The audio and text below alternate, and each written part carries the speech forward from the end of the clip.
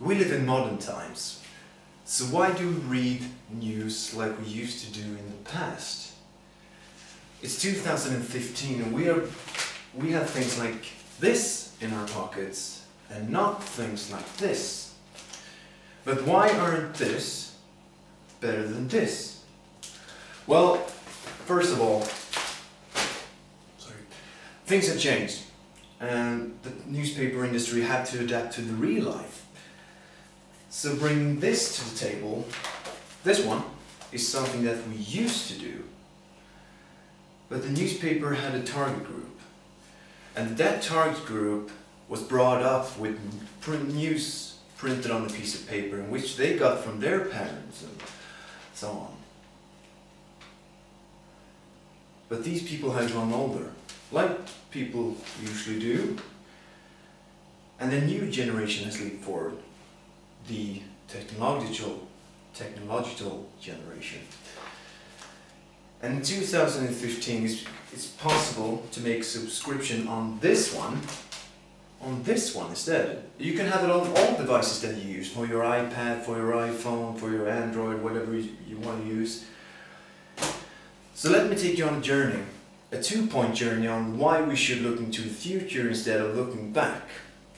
So, first point. The update. We are available 24/7. We are available 365 days a year, every day of the year. Just as the news are.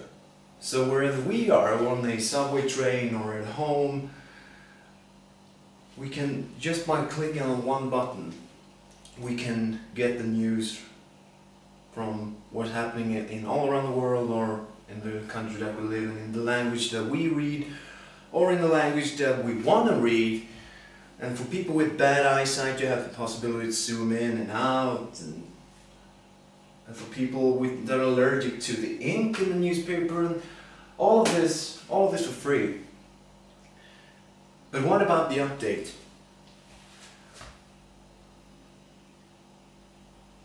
Well, things took longer to update back in the days, but back in the days people had the time to wait.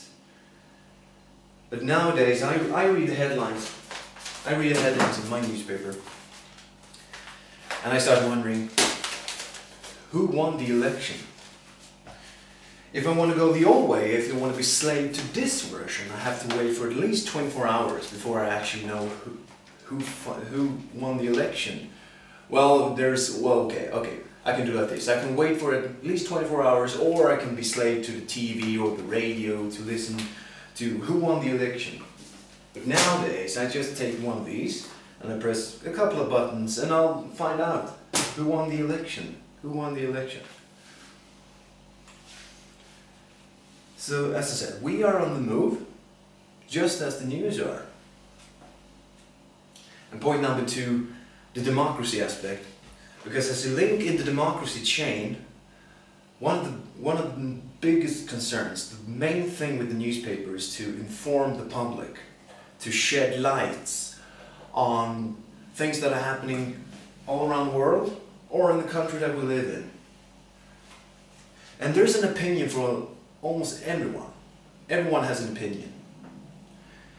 And I want to speak out. I want to make that opinion heard.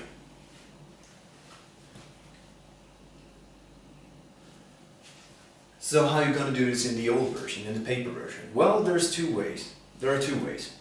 You can write an article, for example, or you can write a letter to the editor, like so many others do, and hopefully it will end up in this old version, in the paper version. But let's take the election for an example. Thanks to the technology, I'm able to make comments. As soon as I log on to whatever newspaper I want to read, I can make a comment. I can make a comment as soon as I read the headlines. The winner of the election is. And I can say, oh, that's great. That's the one that I want. I want this man for a leader. Or this woman is the new leader of my country. Oh no, she's horrible. She's going to make a horrible leader. And we the people as a part of the democratic system are blessed we are so blessed, because the democratic system allows us to be just the way we want to be and the way that we are.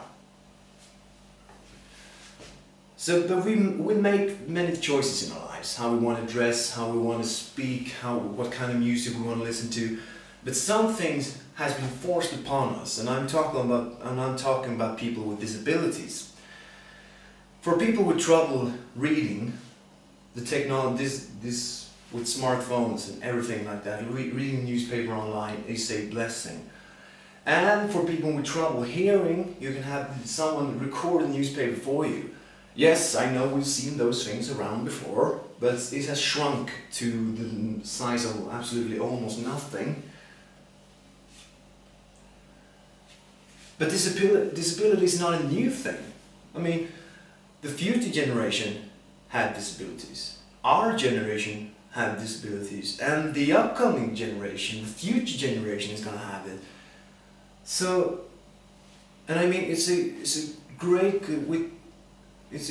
catastrophe that because we've been in this situation before. We exclude a number of people just because they are not like us. So we arrive to my conclusion. So basically what I'm trying to say is that things have changed. Things have changed a lot since the glory days of the print newspaper, and that they have to adjust. They have to adjust to the time that we live in.